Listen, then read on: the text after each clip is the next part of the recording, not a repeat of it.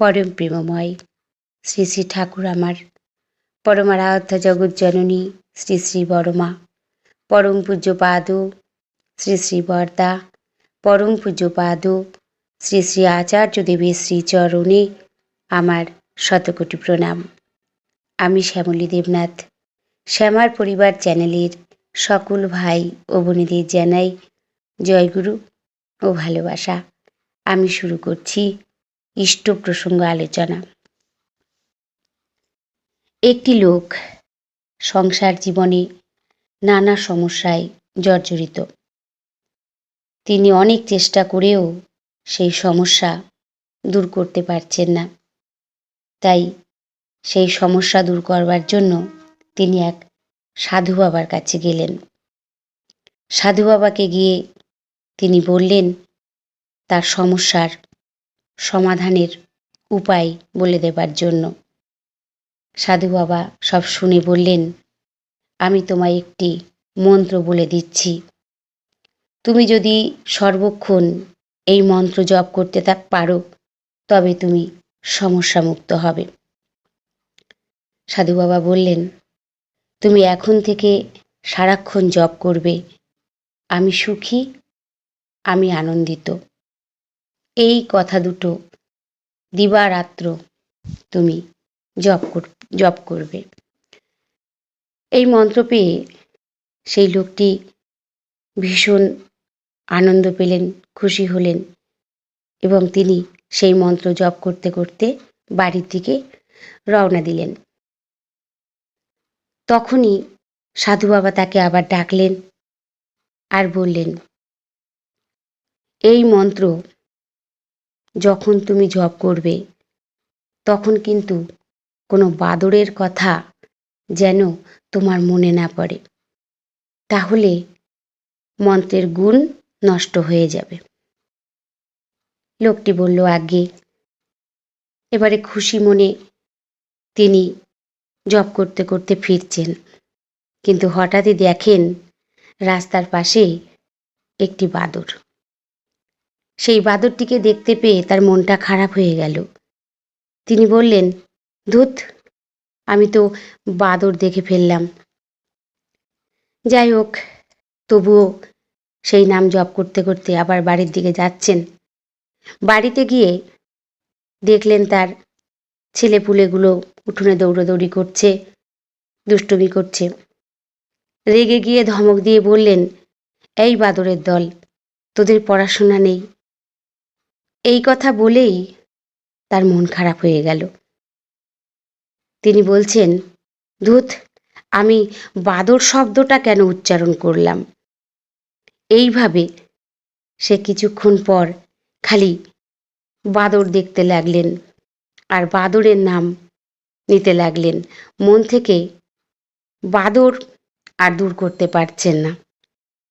শেষে লোকটি আবার সাধু বাবার চরণে গিয়ে প্রার্থনা জানালেন, বাবা, আমি তো আগে এত বাদর দেখিনি, এখন প্রতিদিন বাদর দেখতে পাই আর বাদরের কথাই আমার বারবার মনে পড়ে। সাধুটি হেসে বললেন, বৎস, বাদর আগেও ছিল, এখনো আছে, কিন্তু আগে তুমি বাদরের প্রতি এত মনোযোগ দাওনি, তাই আশেপাশে বাদর থাকা সত্ত্বেও তোমার চোখে পড়েনি। তেমনি তোমার জীবনে ভালো আছে, মন্দ আছে, আনন্দ আছে, কষ্টও আছে, সমস্যা আছে, সুখও আছে, কিন্তু তুমি সমস্যা থেকে দূরে থাকার জন্য সমস্যার প্রতি এত মনোযোগী হয়ে পড়েছ যে তুমি সর্বক্ষণ শুধু তোমার সমস্যাগুলোই দেখছ আর সমস্যার কথাই ভাবছ। সুখ ও আনন্দের কথা তুমি ভুলেই গেছ। সমস্যায় নিমজ্জিত থাকায় সমাধানের পথগুলো তোমার দৃষ্টিতে ধরা পড়ছে না। তাই সমস্যা থেকে মুক্তি চাইলে সারাক্ষণ আনন্দ ও সুন্দরের কথা ভাবো, দেখবে ধীরে ধীরে সব সমস্যা দূর হয়ে যাবে। আমরা যদি নিজেদের নানা সমস্যার মধ্যেও শান্তিতে, আনন্দে, স্বাচ্ছন্দ্যে থাকতে চাই, তবে জীবনকে আরও বিস্তৃত করতে হবে, আরও বিশাল করতে হবে। তার সহজতম উপায় কি? সহজতম উপায় সেই বিরাট পুরুষ পরম প্রেমময় শ্রী শ্রী ঠাকুর অনুকূলচন্দ্র। তিনি সমস্ত সমস্যার সমাধানকারী। তাকে গ্রহণ করে, তার সাথে যুক্ত হয়ে, তার নির্দেশ পালনে আমরা ব্রতী হয়ে উঠব। সকল সময় ঠাকুরকে অনুসরণ করে তার নির্দেশিত পথে চলার চেষ্টা করব। সকল সময় যদি আমরা ঠাকুরকে মাথায় নিয়ে চলি, শুধু তার কথাই ভাবি, কিভাবে ঠাকুরের হওয়া যায়, কিভাবে ইষ্ট কাজগুলি ঠিকঠাকভাবে করা যায়, সকল সময় চিন্তা থাকবে শুধু ঠাকুর, তাহলে আমরা এই সমস্যার কথাগুলি আমাদের মাথাতে আর থাকবে না। যত সমস্যাই থাকুক, সমস্যা আমাদের জীবনে আসবেই। সমস্যা আছে বলেই সমস্যার সমাধান আমরা খুঁজি। সেই সমস্যার সমাধান যিনি করবেন, সকল সময় যদি আমরা তার কথাই ভাবি, তিনি আমার সকল সমস্যার সমাধান করে দেবেন। কোনো কোনো সময় এটা আমরা বুঝতে চাই, কখনো আবার বুঝতেও চাই না, কিন্তু তা করলে হবে না, আমাদের বুঝতে হবে। আমাদের জীবনের মূল হচ্ছেন ঠাকুর, তাই ঠাকুরকে নিয়ে চললে সকল সমস্যার সমাধান কিভাবে যেন আপনা আপনি কেটে যায়, সেটা সকল সময় তাকে গ্রহণ করেছি। তাই বাস্তব জীবনে সেই সমস্যার সমাধানকারী পরম প্রেমময় শ্রী শ্রী ঠাকুরের দয়া সকল সময় আমরা পেয়ে থাকি। তাই তো সকলকে আমার বলা, যারা যারা এখনো পরম প্রেমময় শ্রী শ্রী ঠাকুরের দীক্ষায় দীক্ষিত হওনি, তারা দীক্ষিত হও।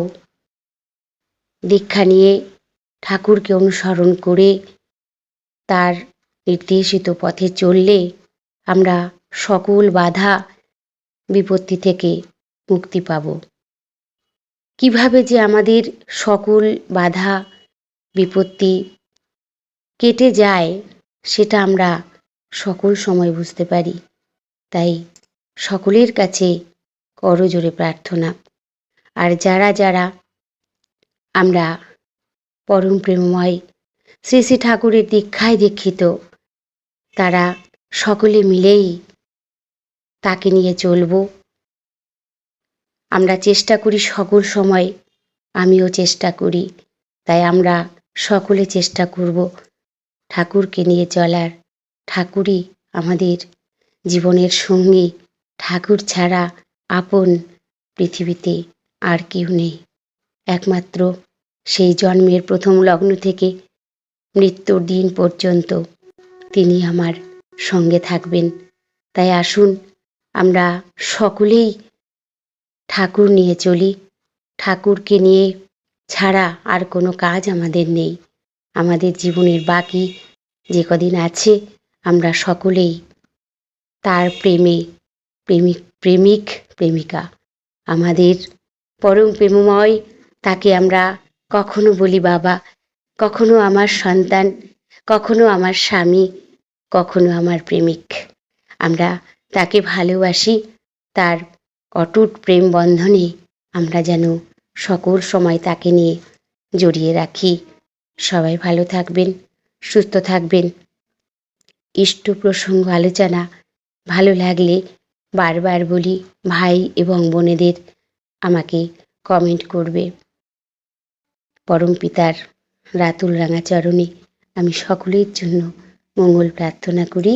জয় গুরু, বন্দে পুরুষোত্তম।